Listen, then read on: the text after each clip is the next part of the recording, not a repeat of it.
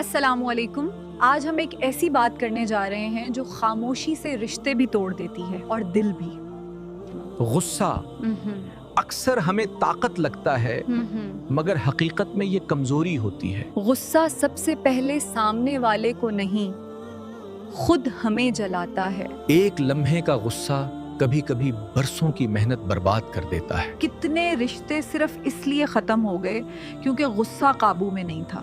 رسول اکرم صلی اللہ علیہ وسلم نے فرمایا، طاقتور وہ نہیں جو گرا دے، طاقتور وہ ہے جو غصے میں خود کو روک لے۔ غصے کے وقت خاموشی سب سے بڑی عبادت بن جاتی ہے۔ جو شخص غصہ پی جاتا ہے اللہ اس کے دل کو سکون سے بھر دیتا ہے۔ ہر بات جیتنا ضروری نہیں، کبھی کبھی خاموش رہنا ہی کامیابی ہے۔ غصہ چھوڑ دو، تم دیکھو گے زندگی خود بخود ہلکی ہونے لگے گی۔ جو اپنے غصے پر قابو پا لیتا ہے وہ اپنے دل کا سکون بچا لیتا ہے۔ اگر آج کی بات نے آپ کے دل کو ذرا سا بھی نرم کیا تو اس ویڈیو کو شیئر کریں، شاید کسی اور کا غصہ کسی کا رشتہ بچا لے۔ خدا حافظ۔